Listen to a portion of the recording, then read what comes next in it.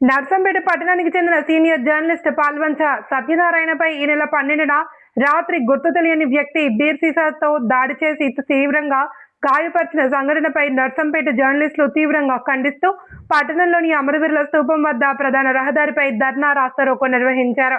ఈ సందర్భంగా సత్యనారాయణపై దాడి చేసిన వ్యక్తిని గుర్తించి అరెస్ట్ చేసి కఠినంగా శిక్షించాలి అని, జర్నలిస్టుల ఐక్యత వర్ధిల్లాలి అని, పాత్రికేయులపై దాడులు చేయడం హేయమైన చర్య అని నినాదాలు చేశారు. దాడికి పాల్పడిన వ్యక్తిని వెంటనే అరెస్ట్ చేసి కఠినంగా శిక్షించాలి అని డిమాండ్ చేశారు. అనంతరం ఆర్డీఓకి వినతి పత్రం అందించారు. ఈ కార్యక్రమంలో డివిజన్ కు చెందిన జర్నలిస్టులు భారీ సంఖ్యలో పాల్గొన్నారు.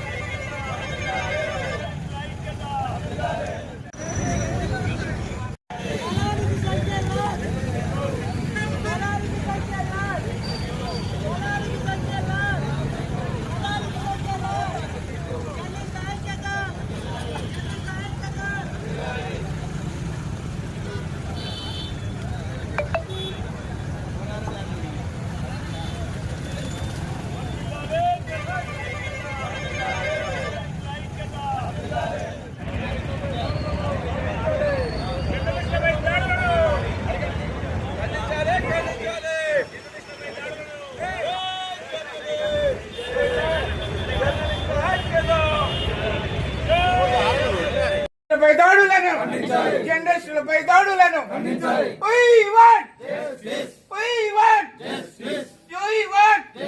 జర్నలిస్టుల ఐక్యత, జర్నలిస్టుల ఐక్యత, జర్నలిస్టుల ఐక్యత, జర్నలిస్టుల ఐక్యత వర్ధిల్లాలి, వర్ధిల్లాలి.